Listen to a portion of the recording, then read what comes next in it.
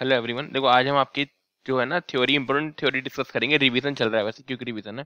मैं छोटी वीडियो बनाऊंगा, बस ये कि आप इसको ना सुन लेना, है ना।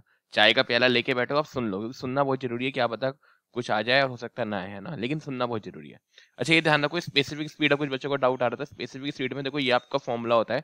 इसमें क्यू आपको मीटर क्यूब पर सेकंड में ही रखना है और एच को आपको सिंपल एसआई में रखना है, मीटर में। ठीक है, ये आपको ध्यान रखना है कि क्यू मीटर क्यूब पर सेकंड में ही रहेगा। एक दूसरा आ रहा था फ्रीक्वेंसी ऑफ इरिगेशन। अगर देखो आपकी फ्रीक्वेंसी ऑफ इरिगेशन सपोज करो 2.97 आ गई, 2.94 आ गई या 3.01 आ गई, तो आप इनको 3 डेज ही आंसर को एज्यूम कर सकते हो। जो भी आपका नियरेस्ट आंसर होगा वही आपको लेना है। तो ये दो में डाउट आ रहा था, ये आप ध्यान रखो। ठीक है, आगे बढ़ते हैं। अब देखो, ये आपका बहुत ही इंपॉर्टेंट आपका रिलेशन होता है ड्रिप इरिगेशन का, Q is equal to K⁻⁴ px। ठीक है, अब देखो आपको ये पता ही है, मैं ऑलरेडी पढ़ा चुका हूँ। x इक्वल टू 0 होता है तो क्या बोलते हैं, प्रेशर कंपनसेटिंग बोलते हैं। x इक्वल टू 0.5 होता है तो ओरिफिस। देखो ओरिफिस तो दिख भी रहा है, छोटा सा होता है, आधा सा। ओरिफिस कौन सा होता है, आधा सा होता है। और आधा कैसा होगा, टर्बुलेंट होगा। ये भी आपको याद करके आना है। ठीक है, x इक्वल टू 1 मतलब लॉन्ग, 1 मतलब बहुत ही बड़ा है, और 1 है तो लेमिनार है। तो आप ऐसे याद कर सकते हो, लॉन्ग पाथ 1 मतलब बहुत बड़ा, और हाफ छोटा सा, ओरिफिस है आधा सा, और 0 प्रेशर कंपनसेटिंग हो गया। एक क्वेश्चन आपका ये बनता है, minimum slope for the surface irrigation. ये आपका यूपीपीसी 2020 में भी आया है। That is 0.05%। आपकी जो स्लोप होती है जनरली 0.05 से 0.6% तक वेरी करती है सरफेस इरिगेशन की। ये बहुत इंपॉर्टेंट है, मिनिमम स्लोप कितनी होगी। बॉर्डर की लेंथ पूछी जाती है मीडियम लोम स्लोप के लिए, ये भी शायद यूपीपीसीएस में आया। अगर आप ये फैक्ट याद करना चाहते हो तो लेंथ ऑफ बॉर्डर जो होती है आपकी, ये वेरिएशन होता है। सैंडी सॉइल के लिए 60 से 120 मीटर होती है। मीडियम लोम सॉइल के लिए 100 से 180 मीटर होती है। और क्ले के लिए आपकी 150 से 300 होती है। तो मीडियम तो याद करना बहुत आसान है, मीडियम तो 100 से ही हो रही है। तो ऊपर वाली जाहिर सी बात है 100 से कम से कुछ होगी ऊपर वाली। तो अगर आप ये भी याद कर लोगे ना कि कौन सी वाली कौन सी है, तो पहला ये वाली सैंडी है, फिर आपकी मीडियम लूम है, और फिर आपकी क्ले लूम है। तो आपको याद करना है मीडियम यहाँ पर है और ये आपका सैंडी और क्ले है। तो मीडियम वाली तो 100 से 180 हो गई, तो ये 100 से कुछ कम होगी, जो 60 से 120 हम लिख सकते हैं। अच्छा, ये 100 से ज्यादा होगी, लेकिन इतनी ज्यादा हो जाती है कि 150 तक पहुंच जाती है, 150-300। अगर लेंथ ऑफ बॉर्डर पूछा जाए तो वो 60 से 300 मीटर तक होती है, ये रही 60 से 300। और विथ पूछी है 3 से 15 मीटर तक। तो ये भी आप याद कर सकते हो फैक्ट को। ठीक है, छोड़ के आना जाता तो आपके ऊपर है। अच्छा, ड्रिप इरिगेशन की एफिशिएंसी पूछी जाती है। जनरल्स की एफिशिएंसी बहुत हाई रहती है, 95% तक। तो ये ध्यान रखो, ड्रिप इरिगेशन की अगर मैं एफिशिएंसी पूछ रहा हूँ मुझे सिस्टम की, तो वो आपकी 90 से 95% रहेगी। लेकिन एक इसमें होता है एमिशन यूनिफॉर्मिटी। एमिशन यूनिफॉर्मिटी जो हमने पढ़ा भी है, 1 माइनस का 1.27 CV divide by n to the power 0.5 ऐसे करके, Q minimum divide by Q average, ये वाला जो फॉर्मूला था। जो यूनिफॉर्मिटी होती है generally it vary to 85 to 90। तो आपको एक पिक्चर माइंड में रखनी है कि एप्लीकेशन यूनिफॉर्मिटी की बात करें तो 90% मैक्सिमम रेंज है, लेकिन ड्रिप इरिगेशन जो है 90% से स्टार्ट होकर 95 तक जाता है। तो आपको याद करना पड़ेगा दोनों को दोनों। जब आपसे emission uniformity is 85 to 90%, but the efficiency of the drip irrigation is 90 to 95%। ठीक है, अब जनरली आपके दो स्प्रिंकलर होते हैं, इरिगेशन होते हैं, एक ड्रिप और एक स्प्रिंकलर। ड्रिप इरिगेशन में हम यूनिफॉर्मिटी को मेजर करने के लिए हम EU, जो अभी मैंने फॉर्मुला लिखा था वो आपका ड्रिप इरिगेशन का था। स्प्रिंकलर इरिगेशन में हम कोएफिशिएंट ऑफ यूनिफॉर्मिटी पढ़ते हैं, जो मैंने पढ़ाया भी है, 1 माइनस का y bar divide by d bar into 100। ये आपको क्रिस्टिम नाम के साइंटिस्ट ने दिया था। तो ये पूछा जाता है यूनिफॉर्मिटी कोएफिशिएंट जो होता है CU, ये किस में यूज होता है, ड्रिप में या स्प्रिंकलर में? स्प्रिंकलर में यूज होता है। ये CU किसने द्वारा दिया था, क्रिस्टियन साइंटिस्ट ने। तो यही पूछा जाता है, क्रिश्चियन साइंटिस्ट से इसने CU दिया था। अच्छा, एक अगर आप स्प्रिंकलर इरिगेशन लगाते हो, आपने यहाँ पे एक जेट लगाया, आपने यहाँ पे एक जेट लगाया, अगर आपने दोनों जेट बहुत दूर दूर लगा रखे हैं तो क्या होगा, ये इतना एरिया गीला करेगा, इतना एरिया गीला करेगा, आप समझ रहे हो? फिर ये इतना गीला है तो यहाँ पे एक नॉन वेटिंग स्पॉट आ जाएगा। तो हम ये चाहते हैं कि जेट का ब्रेकअप सही से हो, इसको बोलते हैं PD से दिखाते हैं जेट ब्रेकअप को। इसका आपको फॉर्मूला याद नहीं करना, चाहे याद कर सकते हो तो कर लो, H इक्वल टू, ये डिजाइन में आता है, if you solve the ARS and IFS kind of the question. पर आपको PD की रेंज याद करके आनी है, जेट ब्रेकअप की। देखो जेट ब्रेकअप है, अगर आपका ब्रेकअप हो गया और 4 से ज्यादा बार हो गया तो बहुत ही बुरा है, तो वेस्टेड, आपने टाइम वेस्ट कर दिया। तो जितना ज्यादा ब्रेकअप, आप ऐसे याद करो, जितना ज्यादा ब्रेकअप होगा, क्योंकि जेट ब्रेकअप को दिखाता है। ठीक है, PD। तो अगर आपका जेट ब्रेकअप जो है 4 से ज्यादा हो गया तो बहुत ज्यादा वेस्ट हो गया। याद कर सकते हो 4 पर बेस्ट है ना, 2 से ज्यादा है तो गुड है। तो इस तरीके से आप याद कर सकते हो इसको, PD की value. If it is more than 2 then it is good, if it, एक बार चेक भी कर लेना, ठीक ही है, 4 से ज्यादा होगा तो वेस्टेड होगा। ठीक है, फिर ये एक आर का फॉर्मूला होता है। सपोज करो आपने कोई भी नोजल यहाँ पे लगा रखा है जिसका डायमीटर जो है D है और हेड R है, तो इसका फॉर्मूला होता है 1.35 रूट DH। स्पीड में करते हैं, जल्दी जल्दी करने हैं बहुत सारे। लेमिनार फ्लो की बात करूं मैं, तो लेमिनार फ्लो पाइप में अलग होता है, चैनल में अलग होता है। पाइप में आपकी 2100 से कम है, 2000 से कम है, तो आपका लेमिनार आता है। 2000 से 4000 के बीच में ट्रांजिएंट आता है, और 4000 से ज्यादा में आपका ये आता है टर्बुलेंट आता है। ठीक है, जो फ्रिक्शन फैक्टर होता है वो आपका लैमिनार केस में द फ्रिक्शन कोफिशिएंट 16/RE होता है, फ्रिक्शन फैक्टर आपका 4F होगा, तो 64/RE होगा इसके उसमें लैमिनार केस में। यही टर्बुलेंट के बारे में बात करें तो 0.079 डिवाइड बाई RE की पावर 0.25 होगा टर्बुलेंट के केस में। ठीक है, ये फ्रिक्शन कोफिशिएंट है, ये फ्रिक्शन फैक्टर होता है जो 4F के इक्वल होता है, ये आपका लैमिनार का, ये टर्बुलेंट का है, तो ये भी आपको पता होना चाहिए। अच्छा, जो स्प्रिंकलर इरिगेशन होता है ये पूछा जाता है, स्प्रिंकलर इरिगेशन में जो आपका लेटरल का जो मैक्सिमम प्रेशर वेरिएशन होगा, मतलब इफ आई अगर आपके 2 पॉइंट के बीच में इसको प्रेशर वेरिएशन को मेजर करोगे तो ये आपका 20% से कम होना चाहिए, ये बहुत इंपॉर्टेंट फैक्ट है। The pressure variation in the lateral of the sprinkler it should be less than the 20%। तो ये सभी के सभी फैक्ट बहुत इंपॉर्टेंट है कि मिनिमम स्लोप कितनी होगी सरफेस इरिगेशन की, मीडियम स्लोप कितना होगा, ड्रिप्लिकेशन की एफिशिएंसी कितनी होती है, एप्लीकेशन यूनिफॉर्मिटी, प्रेशर वेरिएशन की रेंज कितनी होती है, पीडी की रेंज क्या होती है, कब इसको गुड बोला जाता है, कब बेस्ट, कब वेस्टेड, और ये आपकी ये रेंज हो गई। आगे बढ़ते हैं। बॉर्डर इरिगेशन में बता ही चुके हैं, विथ आपकी 3 से 15 रहेगी, लेंथ आपकी 60 से 300 रहेगी। मैंने बताया मीडियम में 100 से याद कर लो, 100 से 80, इसमें 100 से कुछ कम है और ये 150 से आगे पहुंच गया। इसकी स्लोप जो होती है 0.05 to 0.6%, ये आपका main surface type of the irrigation होता है, इसलिए इसी को हम सरफेस, जो अभी हमने देखा था ना मिनिमम लैंड स्लोप, ये 0.05% यहीं से आया था, मैक्सिमम आपकी 0.6 आती है, तो it will go to the minimum to maximum, और जो इसका ग्रेड होता है वो भी लेस देन 1% होता है। और border irrigation is useful for the uniform kind of the soil, क्योंकि स्लोप जितनी कम रखोगे उतना अच्छा होगा। अच्छा, इट्स यूनिफॉर्म। अच्छा, ये पूछा जाता है कौन सी क्रॉप के लिए हम कौन सा इरिगेशन यूज करते हैं। अगर आपके पास ये वाली क्रॉप है आलू, तो आपको फरो इरिगेशन लगाना है, ये तो आपको याद करना पड़ेगा, पफ खाते हो ना, वहां से याद कर लो। क्लोज ग्रोइंग क्रॉप है तो आपको border irrigation, close growing crop है तो आपकी, ठीक है, तो इस तरीके से आपको याद करना है, बहुत ही इंपॉर्टेंट है आपका। नेक्स्ट, बॉर्डर इरिगेशन में कुछ आपके टाइम होते हैं ना, जैसे आपने बॉर्डर यहाँ पे इरिगेशन आपने दिया, तो जैसे ही आपने इरिगेशन दिया तो इरिगेशन का टाइम ये हो गया, फिर इरिगेशन आपका ये देखो, इरिगेशन ऐसे यहाँ पे सरफेस में पानी आपके पहुंच रहा है, और फिर ये इरिगेशन वाटर जो है यूज होना स्टार्ट होगा, तो इसको बोलते हैं एडवांस कर्व, और इसको बोलते हैं हम recession curve, recession.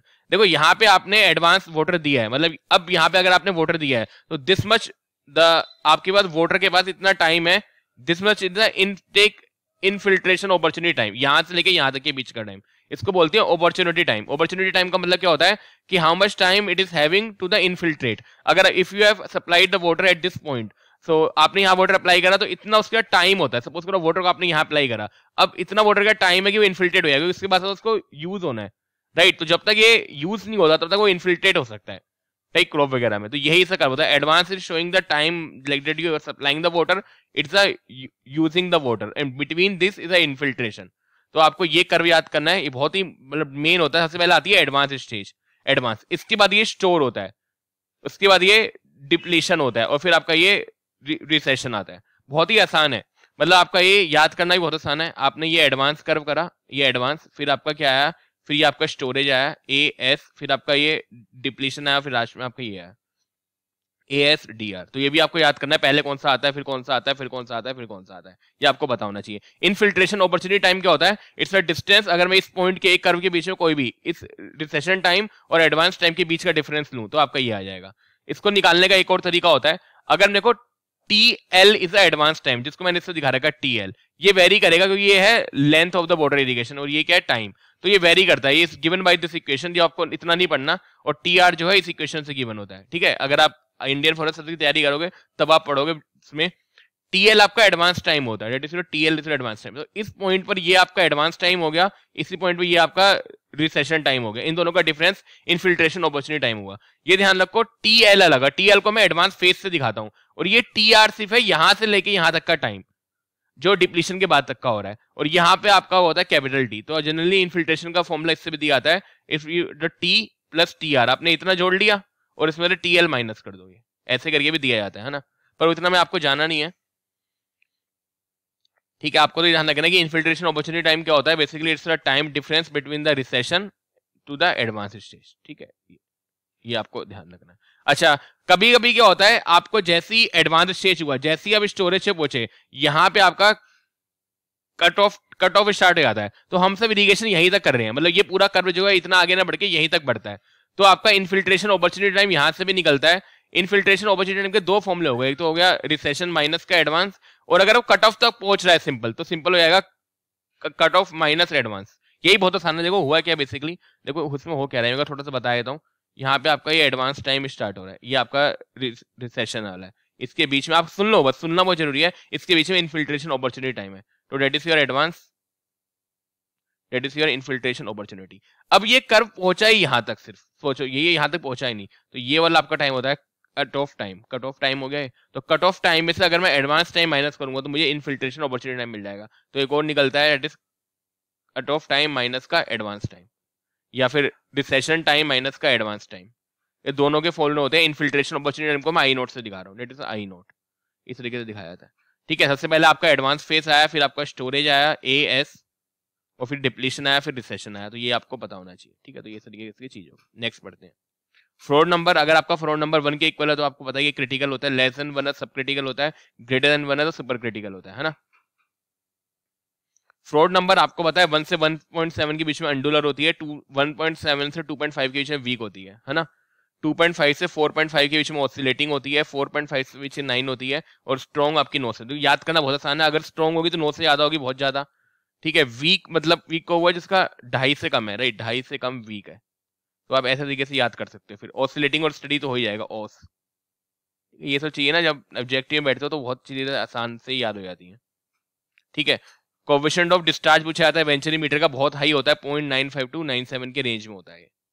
Field capacity देखो ये पूछा जाता है, सपोज करो आपने ये सरफेस वाटर है, यहाँ पे आपकी फील्ड कैपेसिटी होगी, यहाँ पे आपका विल्टिंग पॉइंट होगा, तो इनके एटमॉस्फेयर की रेंज पूछी जाती है। तो फील्ड कैपेसिटी की जो एटमॉस्फेयर की रेंज होती है वो आपकी 1/3 से 1/10 एटमॉस्फेयर होती है।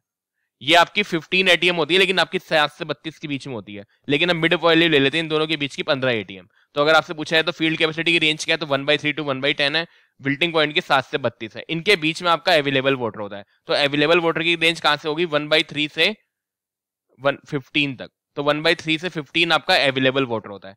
अच्छा ये ध्यान रखो, डिप्लीशन, जैसे हम अवेलेबल वाटर निकालते थे, डिप्लीशन गिवन होता था उससे हम वो निकालते थे, फिर हम डी, याद है डी डब्ल्यू डैश क्या होता था, डी डब्ल्यू इंटू, ओ सॉरी, ये जो अवेलेबल वाटर आएगा इंटू आपका डिप्लीशन जो करके आता है, तो जो डिप्लीशन करके आता है उसको हम बोलते हैं रैंडम अवेलेबल वाटर, RAM। तो अवेलेबल वाटर आपका AW होता है, that is the available water. तो वही होगा, फील्ड कैपेसिटी बहुत ही आसान है, available water sir field capacity minus wilting point. उसके बाद अगर डिप्लीशन क्वेश्चन में गिवन होता था तो हम DW डैश निकालते थे, DW इंटू अवेलेबल वाटर से, ये ऐसे करके, है ना, सॉरी डिप्लीशन करके, डिप्लीशन से जो निकालते थे, तो इसको हम DW डैश को हम बोलते हैं रैंडम अवेलेबल वाटर। ये भी आपको ध्यान रखना है ना, कुछ भी नहीं है इसमें ऐसा। तो मेन इसमें क्या फैक्टर है सर, फील्ड कैपेसिटी की रेंज क्या है, 1/10 से 1/3। विल्टिंग पॉइंट की रेंज क्या है सर, 7 से 32। इसको 15 एटीएम रखा जाता है, बीच की वैल्यू लिया थी 15 एटीएम, 7 से 32, इसको परमानेंट विल्टिंग पॉइंट बोलते हैं।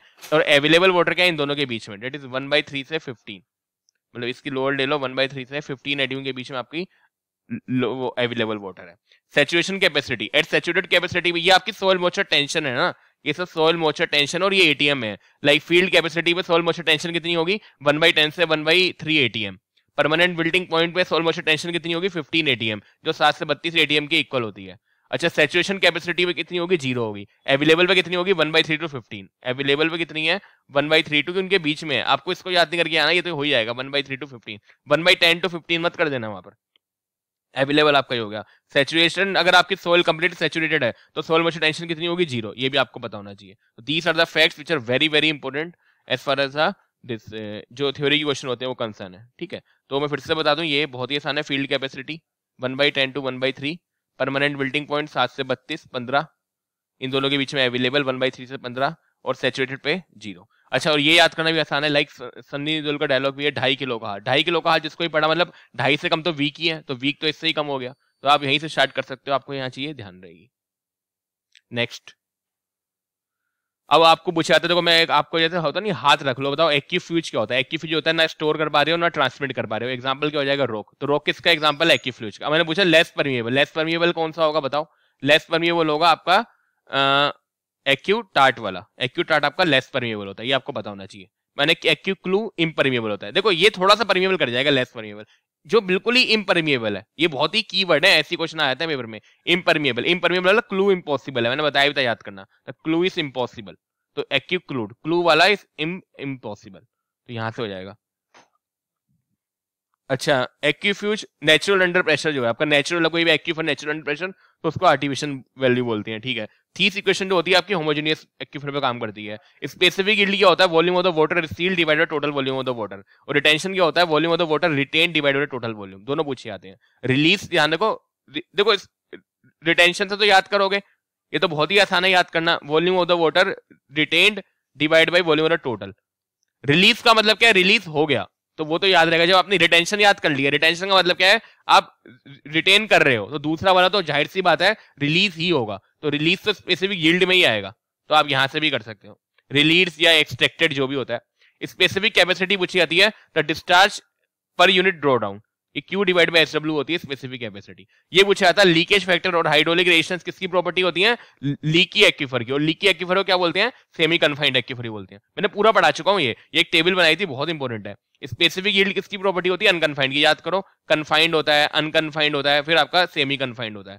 फर्स्ट वाटर टेबल कहां पे होती है, अनकन्फाइंड में होती है। अनकन्फाइंड की प्रॉपर्टी क्या है, स्पेसिफिक यील्ड है। कन्फाइंड की प्रॉपर्टी क्या है, स्टोटाविटी और स्टोरेज कोएफिशिएंट।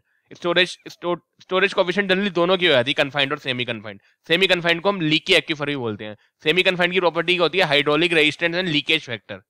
ये इस तरीके से आपको टेबल पूरे माइंड में रखनी है ना। ब्रेनिक रिडल से जो हम वेपर ट्रांसफॉर्मेशन निकालते हैं वो किसके लिए होता है, वो मंथली वेपर ट्रांसफॉर्मेशन के लिए होता है, डेली के लिए नहीं होता, तो ये भी आपको याद रखना है, डेली के लिए नहीं होता, किसके लिए होता है, मंथली वेपर ट्रांसफॉर्मेशन होता है। नेक्स्ट, डार्सी लॉ के एजम्पशन क्या कहते हैं, लेमिनार फ्लो के लिए होता है, रिनोल्ड नंबर लेसन दोनों का। The flow is continuous and steady, बहुत मेन है, फ्लो आपका कंटिन्यूअस होता है और स्टेडी होता है।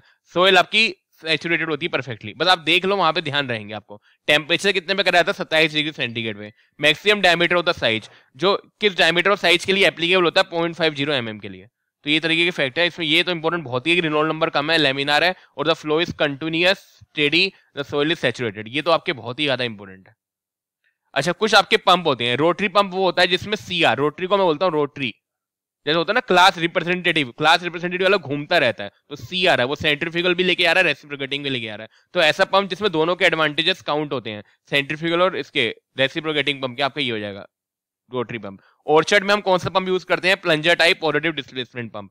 लुब्रिकेटिंग ऑयल हम किसके थ्रू करते हैं, रोटरी पंप के लिए। तो देखो जो रोटरी वाला है, मतलब क्लास टॉपर है, क्लास टॉपर घूमता रहता है, तो रोटर हो गया, क्लास टॉपर ही ऑयल लेकर आ रहा है सबके पास, घूम घूम के ऑयल दे रहा है, तो आप याद कर सकते हो ऑयल के लिए आपका रोटरी वाला हो गया। और ये क्लास टॉपर है, क्लास रिप्रेजेंटेटिव है, तो सेंट्रीफ्यूगल के भी करेगा और रेसिप्रोकेटिंग के भी करेगा। एक्सियल फ्लो जो होते हैं आपके हाई स्पीड पंप होते हैं, पूछे आता है कि आपके हाई स्पीड पंप कौन से होते हैं, एक्सियल फ्लो। हाइड्रोलिक रैम क्या होती है, अगर आपको वाटर बहुत ज्यादा हाइट से करोगे तो वो उसके लिए प्रिंसिपल की होता है, तो हाइड्रोलिक रैम पूछा जाता है कौन सा प्रिंसिपल होता है, वाटर हैमर प्रिंसिपल होता है, इसको हाइड रैम भी बोलते हैं, इसमें water from the falling height की एनर्जी जो है यूज करी जाती है। तो ये सब आपके बहुत इंपॉर्टेंट फैक्ट हैं जो आपसे पूछे जाते हैं, ठीक है। नेक्स्ट करो, मोल्ड ड्रेन किसके लिए यूज होती है, हैवी क्ले सॉइल के लिए, ये अभी आपको याद करना है, मोल्ड ड्रेन, ठीक है। ग्रेन ड्रेनेज, अब देखो सिस्टम होते हैं, एक आपका होता है पैरेलल ड्रेन, पैरेलल में क्या है आपकी ये फील्ड ड्रेन है, ऐसे करके ये कलेक्टर ड्रेन होगी, तो पैरेलल ड्रेन में फील्ड ड्रेन जो होती है 90 डिग्री पे एंगल काम करती है। हेरिंग बोन में क्या होता है आपका, ऐसे आती है, तो जो इसमें आपकी ये फील्ड ड्रेन आती है वो कलेक्टेड ड्रेन पे ड्रेन शार्प एंगल पर आती है। तो पूछे आता है ऐसा कौन सा मेथड है जिसमें 90 डिग्री पे करता है पैरेलल ड्रेन, किस पे शार्प एंगल पे आता है, वो आपका हेरिंग बेन होता है। फिर उसके बाद आपका आता है ग्रिड आयरन, जिसमें एक ही साइड से होता है, तो ग्रिड आयरन में क्या होता है, नंबर ऑफ जंक्शन पॉइंट, जो जंक्शन पॉइंट होते हैं वो कम हो जाते हैं, और जो डबल ड्रेन होते हैं वो भी कम हो जाते हैं, तो इसलिए बहुत मोर इकोनॉमिकल है। मतलब ये आपका पैरेलल हो गया, ये आपका हो गया herring bone, it is your herring bone, और it is grid iron. Grid iron में it enters only from the one side, तो number of junction and double drainage are the वो कम हो जाते हैं। इरिगेशन पूछा जाता है पोटैटो क्रॉप के लिए, मैंने बताया था, ऐसे याद कर लो, ठीक है। पोटैटो क्रॉप के लिए कौन सा हो जाएगा, फरो इरिगेशन, ठीक है। ड्रेनेज देखो, बेसिक ड्रेनेज से करता है, ड्रेनेज के बहुत सारे फंक्शन होते हैं। It remove the excess water, ये तो बहुत ही बेसिक फंक्शन है। अगर वो एक्सेस वाटर को कम कर रहा है तो वो आपको फ्लड को भी कंट्रोल कर रहा है। अगर आपके देखो वाटर एक्यूमुलेट हो जाएगा तो वाटर लॉगिंग की प्रॉब्लम को भी रिजॉल्व कर रहा है। और सबसे मेन होता है वो वाटर टेबल की डेप्थ को कंट्रोल करता है, it's also control the water table depth. तो पूछा है तो इरिगेशन का फंक्शन क्या है, it remove the excess amount of the water, it also help in the flood control, ये वाटर लॉगिंग की प्रॉब्लम को कंट्रोल करता है और वाटर टेबल की डेप्थ को भी कंट्रोल करता है। वाटर टेबल क्या होती है, वाटर टेबल वो होती है जहां पे प्रेशर जो होता है 1 एटमॉस्फेयर होता है। तो पूछा जाता है कि वाटर टेबल का प्रेशर कितना होता है, 1 एटमॉस्फेयर होता है। और अगर वो वाटर टेबल में आकर फ्लक्चुएशन हो रहा है, देखो वाटर टेबल का आपको एटमॉस्फेयर तो लग गया 1 एटमॉस्फेयर, अगर मेरे से फ्लक्चुएशन हो रहा है तो मैं कैसे मेजर करूंगा, आपका पीजोमीटर से क्यों? क्योंकि पीजोमीटर से हम प्रेशर मेजर करते हैं। अगर आपका प्रेशर 1 एटमॉस्फेयर है तो बिल्कुल सही जगह पर है, ठीक है। अगर आपका प्रेशर 1 एटमॉस्फेयर से कम इधर उधर होगा तो आप फ्लक्चुएशन को मेजर कर लोगे। तो ये पूछा था फ्लक्चुएशन कैसे मेजर कर जाते हैं वाटर टेबल में, पीजोमीटर से, और पीजोमीटर में 1 atm प्रेशर होता है। नेक्स्ट, आपको ये फॉर्मूला याद करना है इलेक्ट्रिकल एनर्जी को। अगर आपको डीसी बाई एम में गिवन है और आपको पीपीएम में कन्वर्ट करना है तो 640 से मल्टीप्लाई करना होता है, डीसी बाई एम, ठीक है। ये आपका इलेक्ट्रिकल एनर्जी किस में गिवन है? If you want to convert the electrical conductivity from DSM to PPM then you will have to multiply by the 640। ये आप टेबल याद कर सकते हो, तो बहुत ही इंपॉर्टेंट है। वैसे छोड़ के आना है तो मतलब आपके ऊपर, अगर आपके टाइम है तो पढ़ो, नहीं पढ़ना तो मत पढ़ो। एक्सेप्टेबल डेविएशन ऑलरेडी गेट में आ चुका है। लैंड लेवलिंग का कितना होता है? ये होता है 1.5% या 0.015 मीटर, ठीक है। ये पूछा जाता है मॉडिफाइड हुगाउट इक्वेशन। देखो हुगाउट इक्वेशन जो थी आपकी सिंगल लेयर के लिए थी, फिर आपकी डबल लेयर के लिए आपकी मॉडिफाइड हुगाउट इक्वेशन आई थी। मैंने बताया भी था, दो आपकी वो आती है के ए बाई के बी, दो उसमें के हो जाती है, परमेबिलिटी हो जाती है, ठीक है। तो लेयर्ड सोइल के लिए आपकी मॉडिफाइड हुगाउट इक्वेशन होती है। स्ट्रेस वाटर कोएफिशिएंट केएस हम ऑलरेडी डिस्कस कर चुके हैं। इसकी रेंज कितनी होती है? 0 to 1 होती है। हॉटन इक्वेशन, जो हॉटन इक्वेशन होती है F = F0 + FC - FC EQ - KT, ये वाली, ये इससे क्या निकालते हैं? इन्फिल्ट्रेशन कैपेसिटी निकालते हैं। फॉर्म फैक्टर क्या होता है? किसी वाटरशेड का एरिया डिवाइड बाय L², ये आपको पता होना चाहिए, ठीक है। टाइल ड्रेनेज की बात करूं, टाइल ड्रेनेज पूछा था मिनिमम साइज कितना होता है? टाइल ड्रेनेज का 100 mm होता है, और flow through the tile drain, जो आसपास उसका फ्लो होता है वो कैसा होता है? रेडियल डायरेक्शन में होता है। तो ये भी आपको पता होना चाहिए। हुगाउट के एग्जम्पशन, हुगाउट भी बहुत इंपॉर्टेंट है, जो फ्लो थ्रू टाइल ड्रेन कैसा है? रेडियल डायरेक्शन में, और 100 mm। शायद 100 mm वाला क्वेश्चन में आया भी है। मिनिमम साइज कितना होता है टाइल्स का? 100 mm होता है, और फ्लो कैसा रहेगा टाइल ड्रेन में? आपका ये रहेगा रेडियल का। हुगाउट के एग्जम्पशन क्या होते हैं? एक तो होमोजीनियस रहेगा, ये तो सभी के हैं, होमोजीनियस और आइसोट्रोपिक। होमोजीनियस है, आइसोट्रोपिक है, और दूसरा क्या है? स्टडी स्टेट है। स्टडी स्टेट मैंने बताया था, अनस्टडी स्टेट के लिए हम अलग पढ़ते हैं, जो आपकी ग्लोबल टर्म होती है। अब स्टडी स्टेट का मतलब क्या है? देखो कोई भी वाटर टेबल है, और स्टडी स्टेट का मतलब क्या है? The water table depth will not change with respect to the time.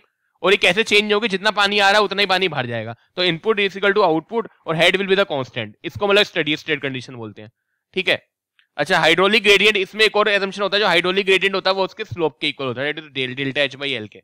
तो ये भी आपको पता होना चाहिए, ठीक है। अच्छा, फिर आपका आता है अंश इक्वेशन, आती है एक अंश इक्वेशन। अंश इक्वेशन आपके दी आती है HR = QL pi KR LN ADR by mu. आपको इतना नहीं पढ़ना, आपको A के बारे में पढ़ना है। जनरली जो स्टेट पीसेस वगैरह कभी भी पूछ लिया जाता है समटाइम। A आपका होता है ज्योमेट्री फैक्टर।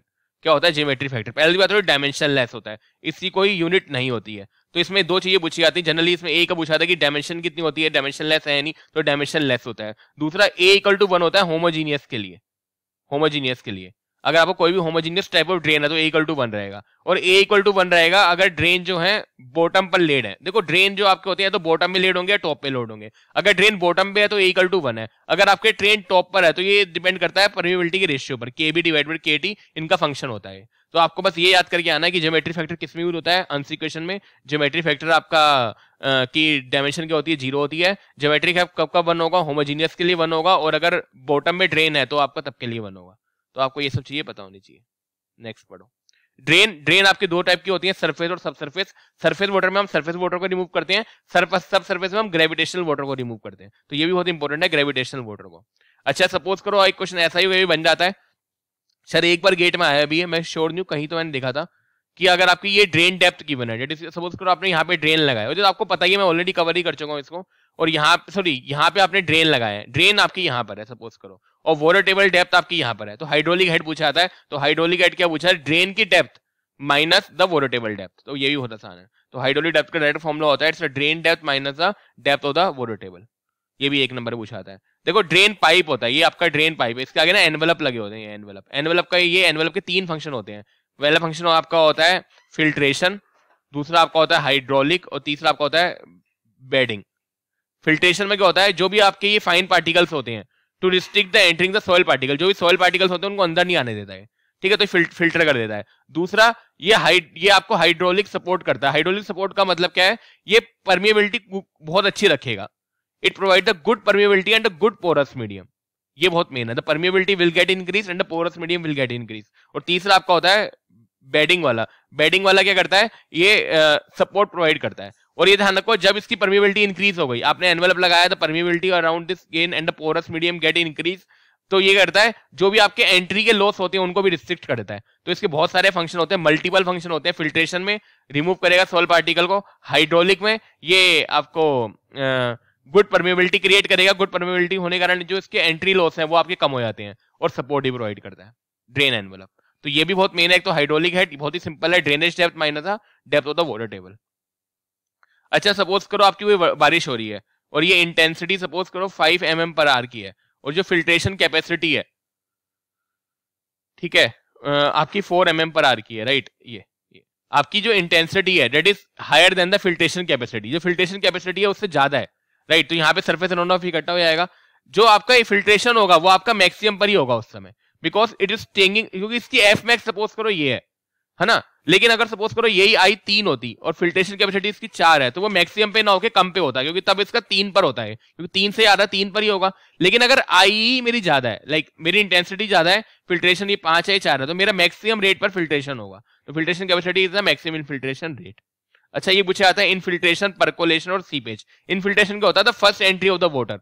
आपने जैसे ये सपोज करो सरफेस है, जो first entry of the water infiltration है। ये परकुलेशन क्या होता है? Downward vertical movement of the water, ये आपका परकुलेशन होता है। तो परकुलेशन में आपको 2 वर्ड ध्यान रखने हैं, इट्स अ वर्टिकल मूवमेंट, और इसको बोलते हैं पोरस मीडियम में जो होगा, पोरस मीडियम में मूव करा हुआ वाटर भी आपका परकुलेशन होता है, इसलिए इसका नाम पड़ा परकुलेशन, पोरस मीडियम से ही आया है।